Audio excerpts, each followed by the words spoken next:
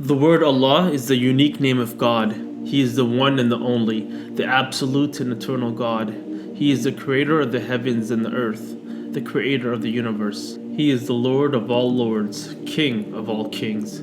He is the most compassionate and the most merciful. Allah neither begets nor is he begotten, and he knows no equal.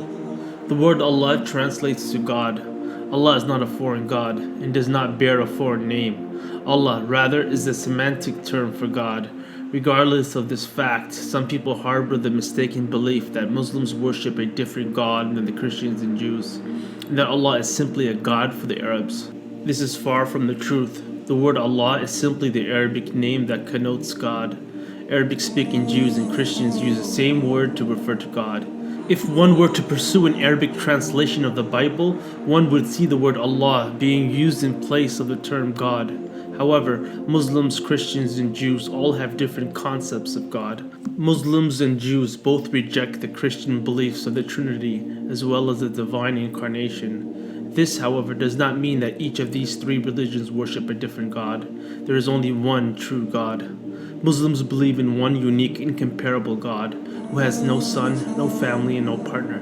None should be worshipped but Him alone. He is the true God, and every other deity is false. God is unique, indivisible, and similar to nothing. Whenever you try to compare God to anything in this world, it cannot be God, because God, to put simply, is incomparable. God as a concept cannot be fully comprehended and grasped by our finite human minds. For this very reason, Muslims avoid conceptualizing His image, because imagining or visualizing Him would be limiting Him. God has a unique nature and is free from gender and human weakness, and is beyond anything which human beings can imagine. No one has the right to be invoked, supplicated, prayed to, or shown any act of worship but Allah alone. Allah has power over all things. No other power, nor might, nor strength, nor influence can cause benefit or harm to anyone or anything, except that which flow through Him. Nothing can happen unless God wills it to be so. God is King, the Holy, the one free from all defects, the protector, the keeper, the sustainer of earth and the universe and all that it contains. He is the glorious, the great, the deserver of all praise. The kingdoms of the heavens and the earth belong to Him. Nothing is hidden from Him and nothing is beyond His capabilities. He is the Lord and the Master of the physical universe and the ruler and lawgiver for human life. Allah is the creator of everything from atoms to galaxies, from the smallest of animals to the largest. He is the director of all that is created. It is He who heats and brightens the earth, varies the direction of the winds, makes a man's heart beat, provides air for man to breathe, and keeps planets in their separate orbits. He is the one that merges the night into the day and merges the day into the night. He is the master of the day of judgment.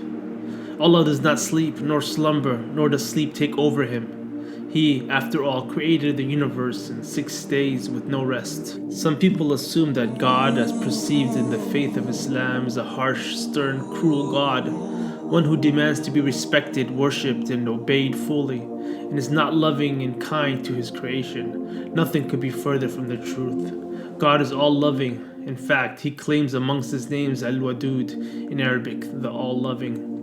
The love of God in the Quran is expressed and emphasized many times throughout His book. The entire universe and everything it contains are proof of Allah's love for His creation. He provided endless variety of foods, a vast array of lands and wildfire, the sun, the moon, the stars, family, offspring, and much more. Everything one sees, feels, hears, tastes, and smells are all form of blessings given to us by our Creator. He didn't have to do this, but He chose to bestow these blessings upon us. His unbounded mercy encompasses everything. On the other hand, God is also just. Hence, evildoers and sinners must be held accountable for their actions. God is holy, righteous, and fair. If He didn't impose a punishment for evil, He would be allowing that evil to exist without consequences. Since God cannot let that happen, His justice requires that a proper punishment be incurred and executed for evil sins. Although Allah is not answerable to anyone, He has promised nonetheless to be just and fair with everyone. God has an infinite number of names and has a special category of 99 names listed in the Quran and teachings of the Prophet Muhammad. Of his names is the ever merciful, the forgiving, the loving, the nourisher, the sustainer, the compassionate, the exalter, the just, the great, the protector, the caregiver, the ever living, the powerful, the first, the last, the pardoner, the light, the supporter, the eternal, the preserver, the wise, the originator, and the one who gives life and resurrects. God has perfect attributes. He has limitless and infinite hearing, vision, mercy, love. God is very near. He sees and knows every aspect of his creations. He hears every word that is uttered. He is knowledgeable of one's inner thoughts. God knows all our dreams, secrets, desires, and wishes. Nothing is hidden from him. Our prophet narrated, whoever guides another to a good deed will get a reward similar to the one who performs it. So please like, subscribe, and share this video. Assalamu alaikum.